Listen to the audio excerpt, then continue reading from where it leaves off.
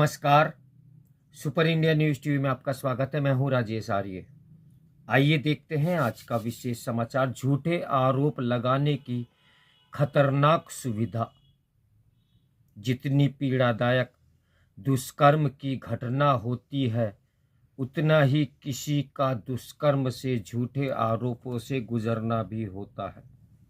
बीते दिनों दिल्ली उच्च न्यायालय ने सूरज प्रकाश बनाम राज्य और अन्य के मामले से जुड़ी दुष्कर्म की एक एफआईआर खारिज करते हुए यह कहा कि जिस प्राविधान के तहत एफआईआर दर्ज की गई है वह महिलाओं के विरुद्ध सबसे जघन्य अपराधों में से एक है। लेकिन यह भी एक स्थापित तथ्य है कि कुछ लोग इसे पुरुष की अनावश्यक रूप से परेशान करने के लिए हथियार के रूप में इस्तेमाल कर रहे हैं।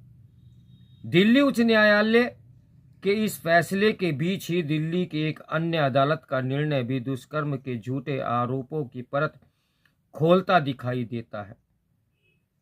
जिला न्यायालय उत्तरी दिल्ली के अतिरिक्त सत्र न्यायाधीश अजय नागर ने 2019 में नाबालिग छात्रा के साथ दुष्कर्म के कथित मामले में एक व्यक्ति को बरी कर दिया और पाया कि शिकायतकर्ता उसके साथ सहमति से संबंध में थी। निर्दोष होते हुए भी 6 साल जेल में व्यतीत करना उस व्यवस्थागत असंवेदनशीलता को उजागर करता है जहां बिना तथ्यों की पुष्टि किए पुरुष को अपराधी स्वीकार कर लिया जाता है।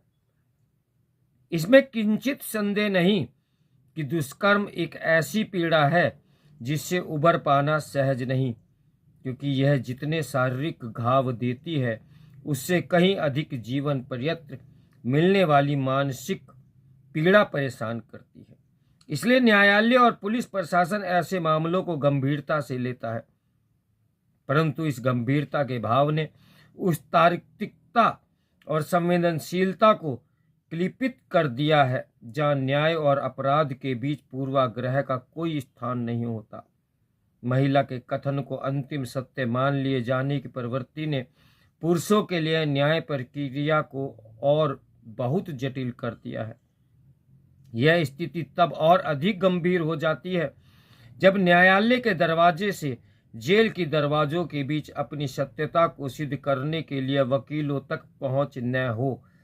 और इसका एक उदाहरण विष्णु बनाम उत्तर प्रदेश राज्य का मामला है। इलाहाबाद उच्च न्यायालय का 28 जनवरी 2021 का फैसला तब चर्चा का विषय बना जब निर्दोष होने के बावजूद भी विष्णु को दुष्कर्म के आरोप में 20 साल जेल में गुजारने पड़े। न्याय की लड़ाई में विष्णु का सब कुछ बिक गया, परंतु जब न्याय मिला तब तक उसके पास कुछ भी शेष नहीं बचा था।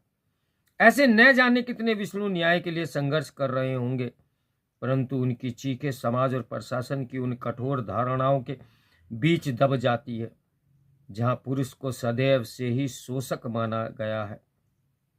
दिल्ली की एक अदालत में न्यायाधीश निवेदिता अनिल शर्मा ने राज्य बनाम राजू भट्ट मुकदमे में निर्णय देते हुए कहा था, कोई भी पुरुष के सम्मान और गरिमा की बात नहीं करता।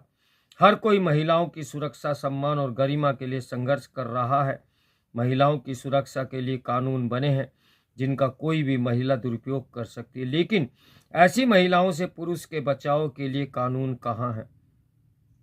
शायद अब समय आ गया है कि ऐसे मामलों के भुक्तभोगी पुरुषों के बचाव के लिए कानून बनाए जाएं।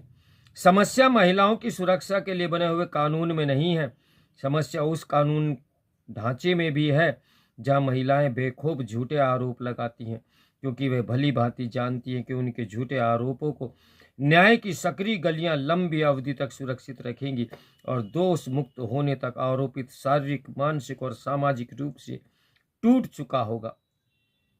इसी कारण झूठे आरोप लगाने वाली महिलाओं की जीत होती है। बीते दशकों में ऐसे मामले उंगलियों पर गिने जा सकते हैं जहां झूठे आरोप लगाने पर महिला को सजा मिली हो। अपवाद स्वरूप मई 2024 में बरेली की अदालत ने एक महिला को झूठी गवाही और झूठे दुष्कर्म के आरोप में दोषी ठहराया और सजा सुनाई। अदालत ने महिला को 4 साल 6 महीने और 8 दिन की कारावास की सजा सुनाई, जो आरोपित द्वारा जेल में बिताए गए समय के बराबर थी। अदालत ने कहा है कि अपने अवैध उद्देश्यों को प्राप्त करने के लिए पुलिस और अदालत का माध्यम के रूप में उपयोग करना अत्यंत आपत्तिजनक है।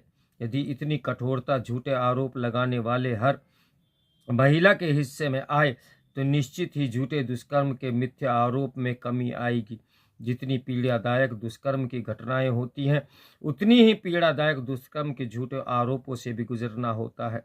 अगस्त 2021 में दिल्ली उच्च न्यायालय ने विमलेश अग्निहोत्री और बनाम राज्य और अन्य मामले पर निर्णय देते हुए कहा था कि अपराध की गंभीरता, प्रकृति के कारण छेड़छाड़ और दुष्कर्म के मामलों से संबंधित झूठे दावों और आरोपों से सख्ती से निपटने की जरूरत है।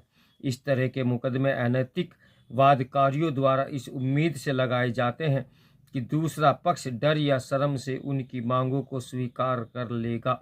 जब तक गलत काम करने वालों को उनके कार्यों के परिणामों का भुगतान नहीं करना पड़ेगा, तब तक इस तरह के तुच्छ और झूठे मुकदमों को रोकना मुश्किल होगा।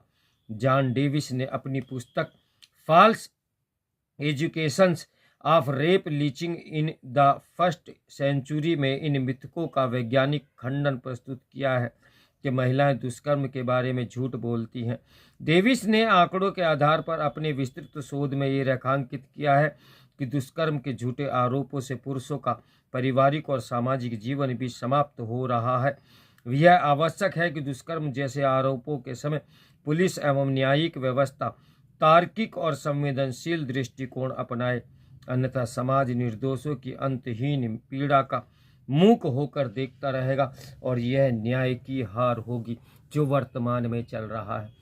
जब से हमारे देश में पश्चिमी सभ्यता हावी हुई है, हर तीसरा बंदा इस प्रकार की घटनाओं से पीड़ित नजर आता है। आखिर वह जाए तो जाए कहाँ? तो मेरे साथ बने रहे सुपर इंडिया न्यूज़ टीवी की ब्रेकिंग न्यूज़ के लिए। नमस्कार, मैं हूँ राजेश आर्य।